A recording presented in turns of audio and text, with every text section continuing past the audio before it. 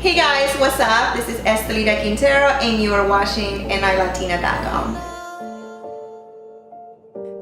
Hello guys, it's Major with Afro-Latina.com, and you might have seen today's guest on Love and Hip Hop Atlanta. We have Estelita Quintero.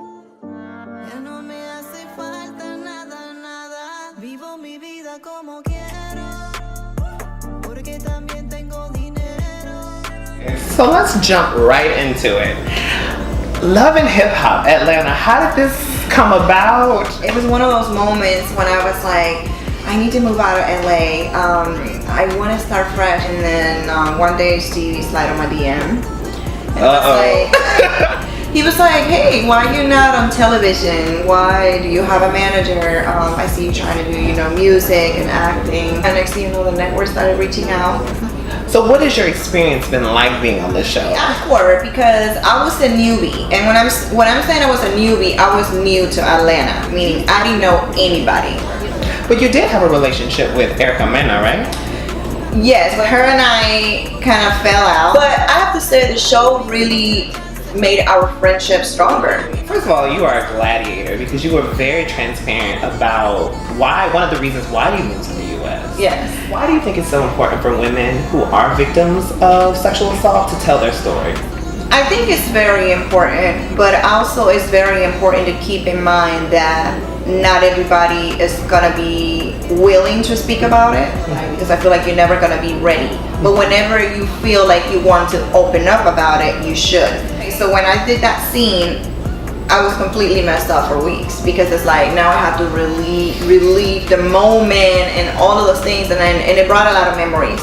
I kept quiet for a very long time because, as a kid, you're thinking, okay, well, you're not supposed to do this, you're not supposed to do that. So in my mind, I always felt like, okay, well, I'm not allowed to talk about it.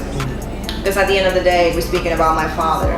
And I am 98.9% sure that I wasn't the only one. I'm sure that he did it to some of my sisters as well, because I overheard things.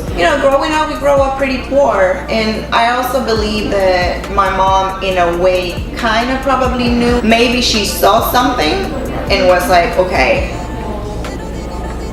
it's over, the marriage is over, but you can still be here in this house as a father figure or to support the household. I don't know.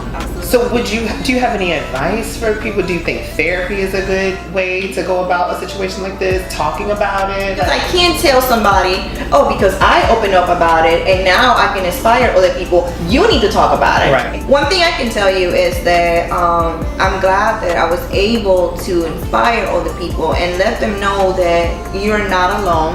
My goal in life is to eventually open La Diosa Association to help women that being sexually molested, sex trafficking, and things like that, because it's not just about me. It's bigger than that, It's about other women and also boys, because it's not just about women. Boys go through the same thing. Right.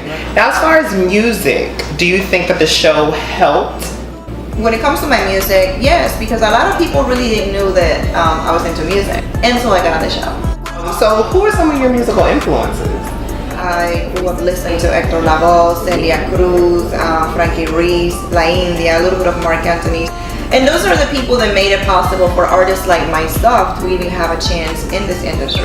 So can you talk a little bit about why it's important to show Black Latinas, especially in Latin media? And it's crazy because I'm Panamanian. They're like, where's Panama? What do you mean? Panama City, Florida. And I'm like, child, don't they teach you history in school? Right. Because a lot of people don't think, like they'll see an Afro-Latino and they're like, oh, do you speak Spanish? Where do you learn Spanish? Or they think that Latino is supposed to look a certain way. Right. And it's just like, no. Every Latin country has Afro-Latinos, and the world needs to know that we do exist. My next question was, are you single? Absolutely not. I am in a relationship. I'm back with my ex-boyfriend. We've been knowing each other for 5 years. So what's different now as opposed to before with you guys' relationship? Because when we broke up, I found myself doing absolutely nothing at home, because I'm like, okay, well, I was around him 24/7. And now that we're not together anymore, I have no life. So I have to really think about what went wrong. And then when I realized that, I said, you know what? No matter what in life, whether I have children, get married, I'm never gonna stop doing what makes me happy, and I'm never gonna stop doing my career. And now that I'm doing that, and we back together, it's perfect.